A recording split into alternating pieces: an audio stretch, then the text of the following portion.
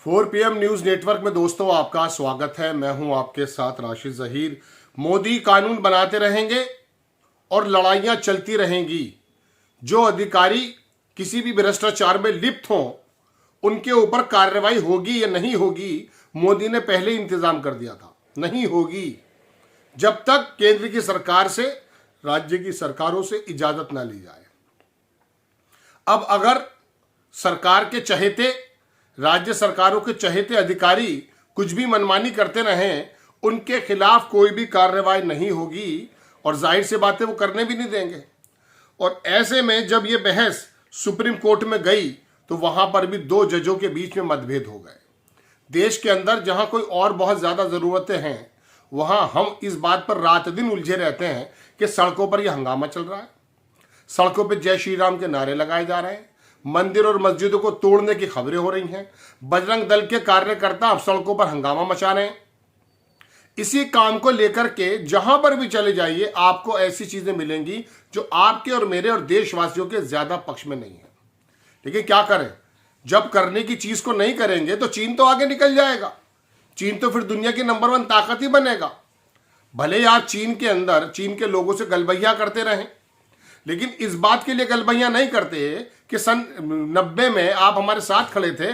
आज क्या वजह है? चूंकि वो इन छिचोरी राजनीतियों से बाहर निकल करके भ्रष्टाचारियों के खिलाफ शानदार कानून बनाकर उनको सजा देने का प्रावधान करता है और आगे तरक्की की बात करता है, दुनिया के अंदर परचम लहराता है। सुप्रीम कोर्ट के अंदर लेकर चलता हूं दोस्तों आपको। एक वहां पर सुनवाई चल रही थी, वो देखिएगा आप। ईमानदार लोक सेवकों की आड़ में भ्रष्ट अधिकारियों का संरक्षण। ईमानदार लोक सेवकों की आड़ में भ्रष्ट अधिकारियों का संरक्षण। जस्टिस बीवी नागरत्ना ने भ्रष्टाचार निवारण अधिनियम की धारा 17A को क्यों असंवैधानिक ठहराया है? अगर ये असंवैधानिक है, ठहरा रहे हैं, तो ये मोदी जी लाए कब थे?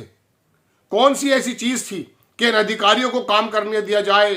अगर ईमानदार तो मुट्ठी भर होते हैं भाई, किसी भी जगह पर आदमी अपने अपने मौके से करने लगता है भ्रष्टाचार।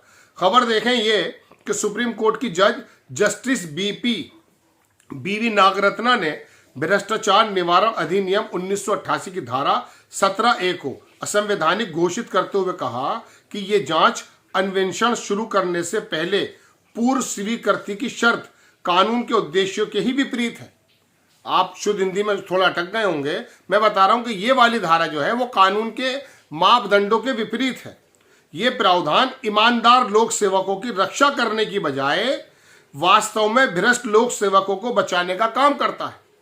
मैंने कल भी आपको ऐसी खबर बताई थी कि जो CEC को इस बात से बाहर करता है, चुनाव आयुक्त को, कि ये मौजूदा ड्यूटी पर भी और रिटायरमेंट के बाद भी किसी भी वाद में इनको फंसाया जा सके, इनसे पूछताछ की जा सके।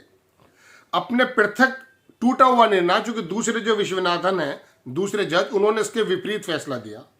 निर्णय में जो कि जस्टिस KV विश्वनाथन के साथ गठित पीठ की विभाजित फैसला का हिस्सा था, जस्टिस नागरत्ना ने कहा कि असली प्रश्न यह नहीं कि धारा 17A की तहत स्वीकृति कौन देगा, बल्कि यह है कि इस प्रकार की पूर्व स्वीकृति की आवश्यकता ही होनी चाहिए। उनके अनुसार यह प्रावधान जांच की प्रक्रिया को प्रारंभिक शुरुआती स्तर पर ही रोक देता है। इस प्रकार भ्रष्ट अधिकारियों को अनुचित संरक्षण प्राप्त होता है। यह वजह है वो जो आप समझते हैं ना, देश को चलाने वाले कौन हैं? वो जो राहुल गांधी ने कहा था पिछले दिनों कि 90-95 लोगों के अंदर कितने SC और कितने ST हैं, सारे के सारे कौन हैं? अंदाजा कर सकते हैं आप। वो सरकार के वो चहेते लोग हैं। उन्होंने अपने निर्णय में स्पष्ट शब्दों में कहा कि यद्यपि इस प्रावधान का प्रत्यक्ष उद्देश्य ईमानदार लोक सेवकों को झूठी, दुर्भावनापूर्ण और निराधार जांच से बचाना बताया गया, लेकिन इसका अंतर्निहित उद्देश्य यह है कि यह धारा एक कवच की तरह कार्य करे जो भ्रष्ट लोक सेवकों को बचा सके। जांच या अन्वेषण को प्रारंभ से ही स्वीकृति पर निर्भर बना देना भ्रष्ट अधिकारियों को न केवल संरक्षण देता है, बल्कि उन्हें जांच को विफल करने और आपराधिक न्यायिक प्रणाली को बाधित करने का अवसर भी प्रदान करता है।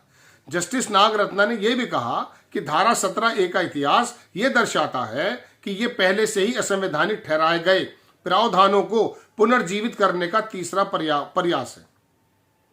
उन्होंने वर्ष 1998 के ऐतिहासिक निर्णय विनीत नारायण बनाम भारत संघ का उल्लेख किया, जिसमें सीबीआई द्वारा वरिष्ठ लोक सेवकों के खिलाफ जांच शुरू करने से पहले सरकारी मंजूरी की आवश्यकता सभी कार्यकारी निर्देशों को सुप्रीम कोर्ट ने रद्द कर दिया था। इसके बाद दिल्ली विशेष पुलिस स्थापना अधिनियम 1946 की धारा 6 लाई गई, जिसमें 2014 में सुब्रमण्यम स्वामी बनाम निदेशक सीबीआई मामले में संविधान पीठ ने अनुच्छेद 14 का उल्लंघन मानते हुए निरस्त कर दिया था। आपकी ये शुद्ध हिंदी समझ में नहीं आई होगी, मैं आपको थोड़ा सा बताना चाहता हूं कि ये कानून दरअसल मोदी जी के वक्त में ही बने थे, 1918 में बना शायद। कोई अधिकारी कितनी भी लंबी चौड़ी डकैतियां मारे, उसके खिलाफ कोई कार्रवाई नहीं होगी जब तक कि केंद्र या राज्य सरकार या दूसरे लोग उसको स्वीकृति ना दे दें। इसमें जस्टिस विश्वनाथन ने कहा कि लोकपाल से इजाजत ली जा सकती है, लोकायुक्त या लोकपाल से। अब लोकपाल जो है फिलहाल कौन है पता तो करो। ऐसे लोकपाल जब बैठे होंगे क्या वो इजाजत दे देंगे? यानी कि कोई भी अधिकारी लोक सेवक जो है वो कुछ भी करे, ये बात चल रही थी सुप्रीम कोर्ट में।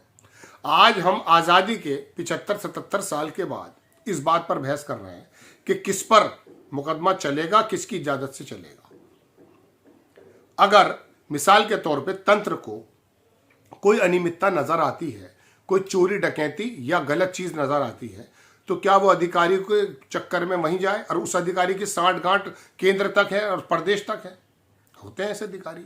एक अधिकारी पीएमओ में बैठ करके देखिए पूरे हिंदुस्तान की मीडिया को कैसे संचालित कर रहा था। अब ये बताइए कि क्या सरकारें अपने प्रिय, मैं कल्याण सिंह का बहुत पुराना एक इंटरव्यू देख रहा था, उसमें होता यह था कि जब मुलायम सिंह की सरकार आती थी उनकी एक डायरी निकल आती थी, कल्याण सिंह जब आता था उनकी भी एक डायरी निकल आती थी। वो डायरी क्या थी? अपने अपने अधिकारियों की एक डायरी होती थी। जैसे वो आते थे अपने अपने अधिकारियों को नाफिज कर देते थे कि जाओ। सरकारें जब आती थी नाम में किसी का डकैती मारो, अब हमारा दौर है। मैंने ऐसे आईएएस और आईपीएस अधिकारियों को देखा है, जब ये तबादला एक्सप्रेस चलती है तो उनके होश उड़े रहते हैं कि हमारा नाम ना आ जाए। क्योंकि इनको ये पश्चिम के जो शहर हैं, उत्तर प्रदेश में कहीं कहीं, यहाँ पर मलाई दिखती है।